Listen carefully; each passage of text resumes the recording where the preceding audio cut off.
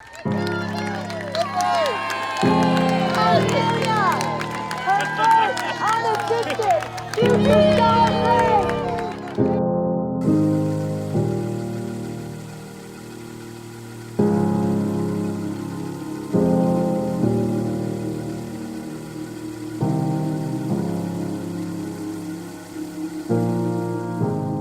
literally spent the first, hours of that little girl's life just with her hand, wrapped around my pinky, just saying, I'm here, you little bugger,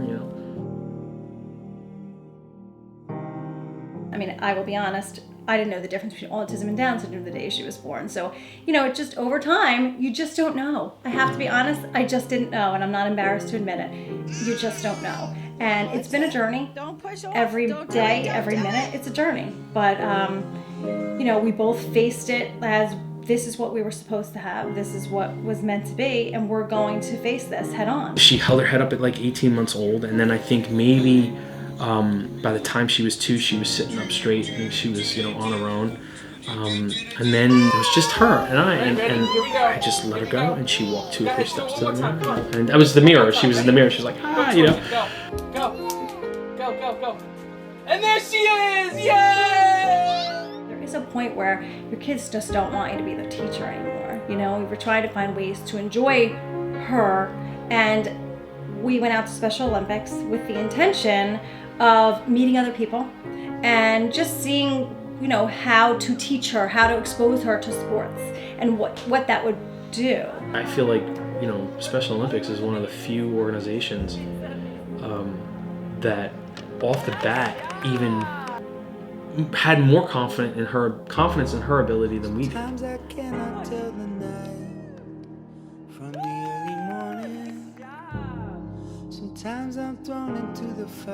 Her buddy and Coach Greg take her by the hands, and they run her down the field. And then we had a walker, and so she did it with her walker. And it's a lot of pressure. That's a big pressure. A lot of people, police officers, and all kinds of excitement. Again, handing her over to the buddy. And the buddy got her on the field, and she, with her walker, made her way to the end. She made a couple, detours, but she made her way to the end. And so that's when I said in a meeting, listen, this is the one. She's going to be on her feet, and she's going to be doing the run all by herself. And believe me, we're gonna make this. To start the day off, I had a lot of loved ones surrounding us, from friends to teachers to my parents. So the day starts with so much support. So at this point, the race doesn't matter. I hate to say that, but there was so much love, there were relatives and friends, and it was just such an amazing feeling that many people wanted to be a part of it. So we get her on the line, we get my husband at the end, Chris is at the end, and we have to get her eyes on the goal. That's Daddy. We got to get to Daddy. She doesn't know what we're talking about. There's all these photographers, all this activity, all this excitement, all this screaming, all this pressure to start this thing. It was the epitome of all the things that she's gone through, and all of the painful and extra physical therapy sessions, and all of the things that God, that poor little girl had to be put through just to get to the point where she was. And she didn't think of any of that. I think that was the brilliance of it, is that all that stuff came into my head, and I'm sure Amy's head, but she wasn't thinking about that. She was thinking about, wow, what are all these people clapping about? She goes, they clapping about me, this is great.